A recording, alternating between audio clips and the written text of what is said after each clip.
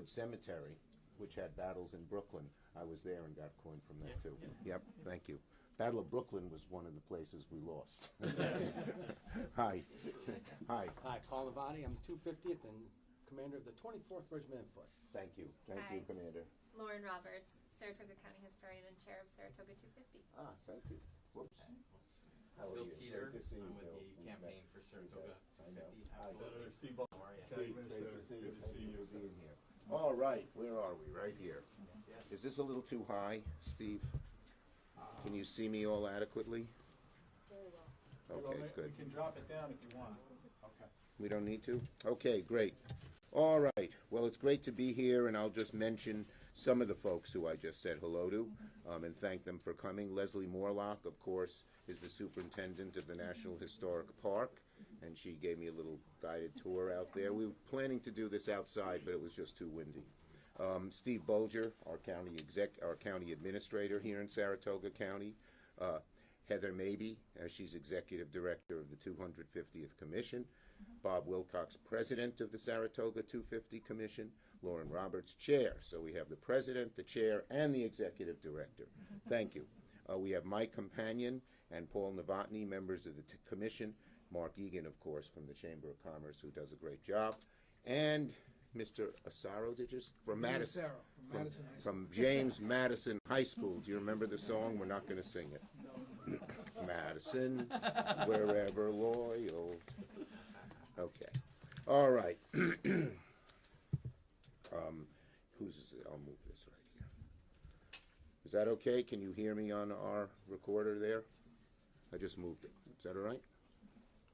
Yep. Okay, great. All right, so I'm really excited to be here. As you know, I visit every county every year. I'm continuing to do that. And this is going to be my 43rd visit to Saratoga County. This is my 26th year as senator, but 43rd visit to Saratoga County because I've been here on many other occasions. I've driven past this battlefield many times, but this is the first time I've been on this really hallowed ground. You can feel history right here, right here. We won our first major Revolutionary War victory here at the Battle of Saratoga, and I learned about it in grade school, and many people did. I hope they're still teaching it in the schools. Sometimes we're not teaching enough American history in the schools. But if Gentleman Johnny Burgoyne, I still remember they called him Gentleman Johnny Burgoyne. There was a reason for that, but I don't remember what it was. If he hadn't stopped here, and if General Howe down in New York City, British General Howe, hadn't dithered, the colonies would have been split asunder, and the American Revolution would have collapsed. And who knows what would have happened after that. This great, beautiful country wouldn't have started. The revolution would have been quashed. So right here is the turning point of the revolution. And as we prepare to celebrate the big 250th anniversary of the founding of America, it's more important than ever to preserve this battlefield's historic character. And thanks, I helped establish a program several years back called the Legacy Restoration Fund. And we delivered more than $6 million to to upgrade this site. Roads, trails, signage. There are over 100,000 visitors that visit the battlefield every year. I asked our park ranger and Ranger Kelly if tourism was down because I didn't know maybe the Canadians didn't want to come visit because we have a lot of Canadian tourists. But no, tourism was great this year, and I'm glad, very glad to hear that. Over 100,000 people come, and this battlefield is one of the biggest drivers of tourism in the capital region, whether it's families bringing their kids, whether it's school trips, or people, you know, in their trailers who are going across country and looking at all the great sights of America. However, there's a problem, and that is the Legacy Restoration Fund just ran out of funds, but this park and many others still need millions in repairs. So I'm here today to announce that I am pushing the America the Beautiful Act, to restore the Legacy Restoration Fund and increase funding to $2 billion per year for our national parks, our historic sites, and our public lands, ahead of America's 250th anniversary. There's no more appropriate time than now to do that as we approach the 250th. which is just an amazing moment for all of us. Last night, I don't know how many of you saw it, but the great American documentarian and a friend of mine, Ken Burns' new film, The American Revolution, debuted on PBS. Anyone see it? Yeah, it's supposed to be great. I am going to see it, but I haven't seen it yet. But Americans across the country are learning about the revolution, and they're getting excited about our big birthday bash. So let me explain why this funding source is so critical to have America's history live on. Thanks for the Legacy Restoration Fund, the park's been able to make repairs. Park Ranger Kelly was just telling me what good use the funds have been made. And what does it do? It fixes up the main tour road. There's more parking, the pathways to the monument, and updated information signage and 3D bronze reliefs and maps. And despite that investment that we made, there's a $14 million maintenance backlog here at Saratoga Battlefield, with more than $23 billion backlog in national parks. This is our heritage. This is our history. And one of the things we learn is when people don't know the history, it leads to bad things. And I've always believed we ought to teach the history in the schools. I was taught really all this stuff when I was in grade school.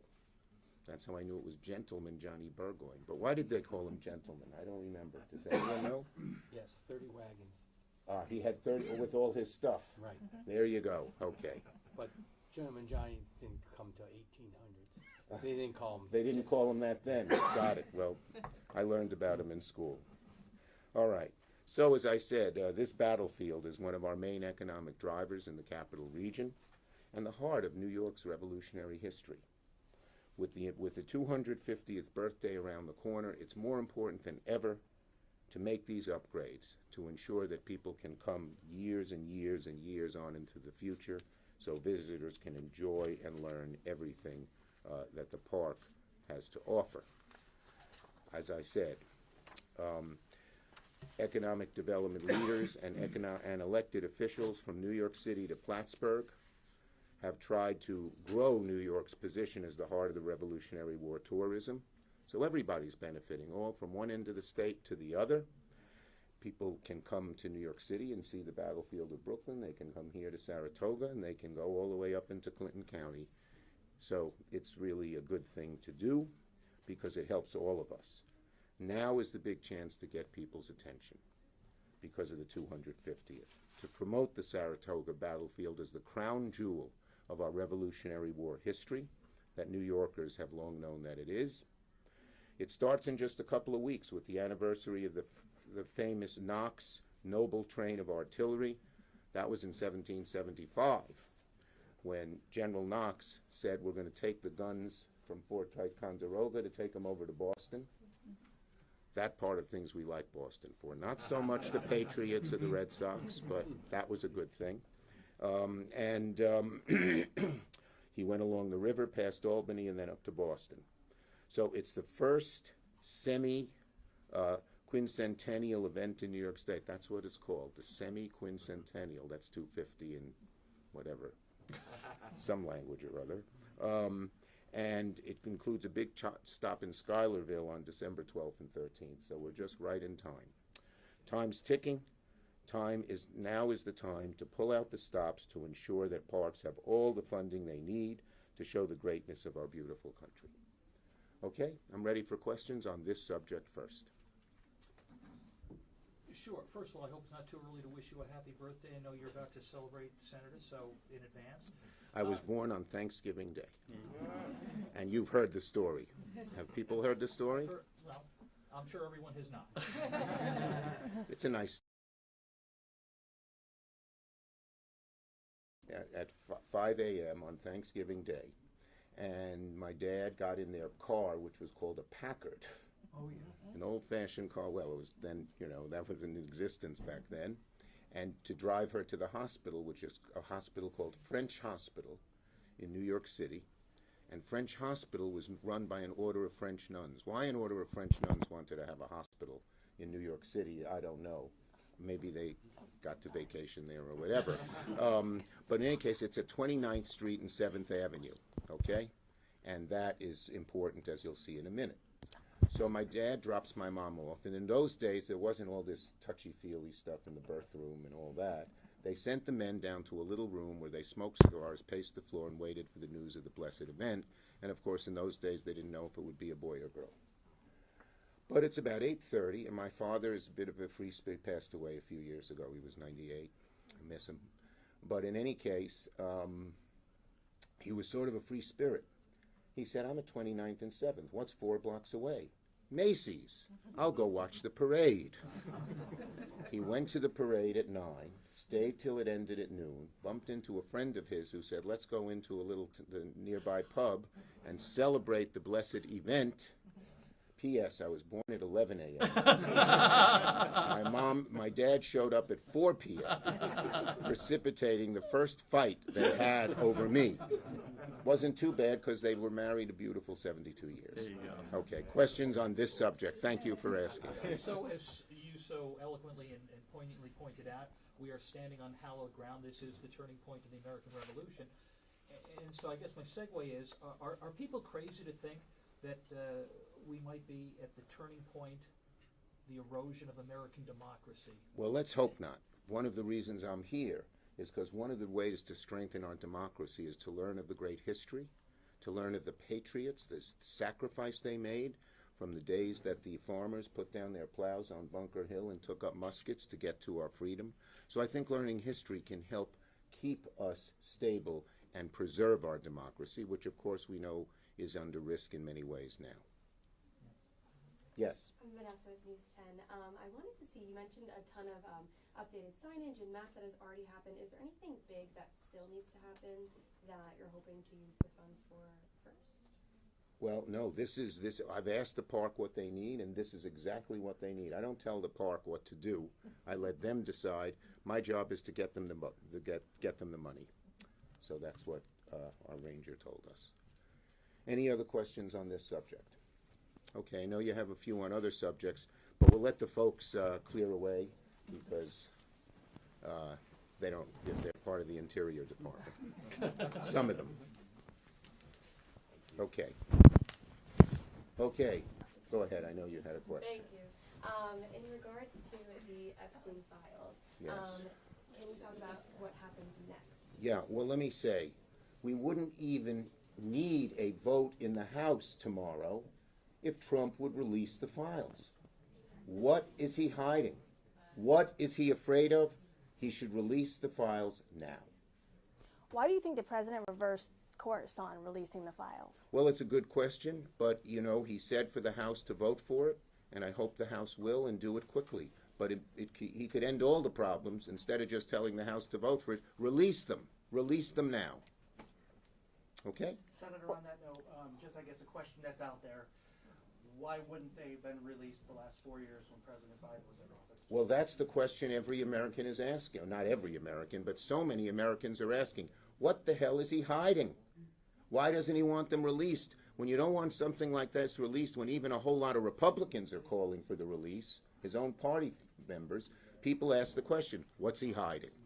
It's got to be answered by releasing the files. Do you think there'll be a veto-proof majority on the Epstein vote? Well, I hope as many people on both the Democratic and Republican side vote for it if he doesn't release them before then. Senators, I'm sure you're aware, Ro Khanna was on Meet the Press yesterday, at which time he had some less than complimentary things to say about your leadership, saying, among other things, you're no longer inspiring the confidence of Democratic voters. You're calling out, he's calling you out of touch with the grassroots. Is it fair criticism? Do you envision any leadership change anytime soon? Look, I am doing what I have done for my whole career. I'm fighting hard to bring Americans' costs down. I'm fighting hard to deliver for New York. I've done that my whole career. I'm going to continue to do that, period. What do you say to people who may suggest you gave up too early on the shutdown? Look, the American people know exactly who's fighting for them. We Democrats are fighting to get their costs lowered. The health care costs will go through the roof here in New York and throughout the country if we don't extend the tax credits. The average American will pay from $500 to $1,000 more every month in their health care insurance. so many people will have to drop health care insurance, and they'll say, what am I going to do? I don't have health care for my children. What am I going to do? I don't have the same doctor. What am I going to do? I can't afford the medicines. So we fought for that. We're going to keep fighting for that. We're going to work with whoever we can to lower costs for the American people. Yep, last one. In one of the documents released by the GOP last week, the name Schumer appears in one of the list of names Epstein sent himself, titled List for Steve Bannon. Any reason to believe this is you? It's not. Okay. Okay, thank you, everybody. Have a good day. Thank you. Thank you. Okay, great. Okay, thank you. Vanessa.